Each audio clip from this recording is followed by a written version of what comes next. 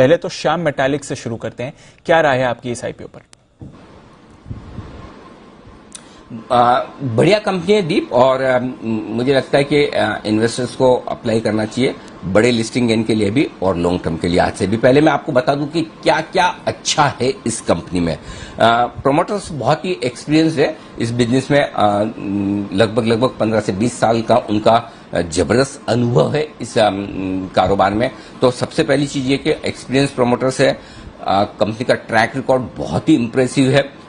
पिछले 10 साल से कंपनी लगातार मुनाफा कर रही है, लगातार एक्सपांशन कर रही है। 7% की दर से एक्सपांशन कंपनी का चल रहा है, यानी कि ग्रोथ ओरिएंटेड है। वो कहते हैं ना कि ग्रोथ की भूख होनी चाहिए प्रमोटर्स में, मैनेजमेंट में, कंपनी में, वो नजर आती है। आमतौर पर पिछले साइकिल में जो सबसे बड़ी समस्या स्टील कंपनियों के साथ में आई है, जो मेटल कंपनियों के साथ में आई है, वो बैलेंस शीट भारी भरकम बड़ी बना दी, कर्ज लेकर बैठे हैं, एक्सपांशन पे एक्सपांशन किए जा रहे हैं। जैसे कमोडिटी साइकिल ढीला हुआ, आपने देखा कितनी कंपनियां बिक गई। इस कंपनी के बारे में ये सबसे बढ़िया काम जो मुझे नजर आता है वो है कि debt equity ratio 0.11, one of the lowest है इंडस्ट्री में, वन ऑफ द लोएस्ट। तो डेट सिचुएशन बहुत कंफर्टेबल है, और उसके साथ साथ अगर आप रिटर्न ऑन इक्विटी देखिए तो 26% से ज्यादा का, ये बहुत इंप्रेसिव है। 26% का रिटर्न ऑन इक्विटी, और वो भी इतने कम डेट इक्विटी रेशियो के साथ। तो फाइनेंशियल के लिहाज से आप देखेंगे आपको बहुत मजबूत नजर आएगी। अब आगे क्या, ये तो पास्ट है।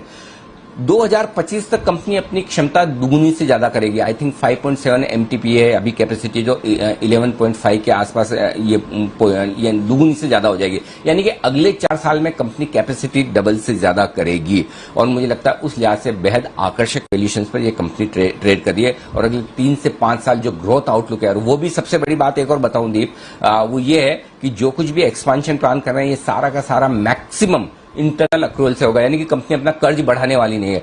इससे बढ़िया आपको बैलेंस शीट क्या मिलेगी, इससे बढ़िया आपको ग्रोथ ओरिएंटेड कंपनी क्या मिलेगी, इससे अच्छा मैनेजमेंट क्या मिलेगा। तो मुझे लगता है ये तीनों चीज इस कंपनी के बड़े फेवर में जाती है। एक ही नेगेटिव है जो मुझे इस कंपनी में दिखता है, वो भी खाली एक कहना चाहिए कि टेक्निकल नेगेटिव है कि इस आईपीओ के बाद प्रोमोटर्स की हिस्सेदारी रहेगी 88.5% के आसपास, 88.35%। सेबी का जो नियम है कि प्रोमोटर्स को अपनी हिस्सेदारी 75% तक इवेंचुअली लानी है। अगले 2-3 साल में जब भी इनके पास जितना समय होगा उस हिसाब से प्रोमोटर्स को अपनी 13-13.5% हिस्सेदारी कम करनी होगी। तो वो थोड़ा सा रहता है, लेकिन जो कंपनियां अच्छी परफॉर्म कर रही हो उनके प्रोमोटर्स को हिस्सेदारी बेचने में कभी कोई समस्या आती नहीं है। और कंपनी की परफॉर्मेंस जैसी रही है पास में, वैसी फ्यूचर में अगर होगी, और होने की पूरी संभावना मुझे लगता है, जो मैंने मैनेजमेंट से बात की, जो मैंने DRH भी पढ़ा है, उसको देखकर मुझे लगता है, जो इंटरव्यू आपने देखा था, हमने शुक्रवार को भी किया था, मुझे लगता है ये कंपनी कमाल करने वाली। तो ये कंपनी आराम से आपको मोटे लिस्टिंग गेंस दे सकती है। बड़े लिस्टिंग गेंस के लिए भी पैसा लगाइए और लॉन्ग टर्म के भी लिए लगाइए। आराम से स्टॉक दुगुना होने की ताकत रखता है,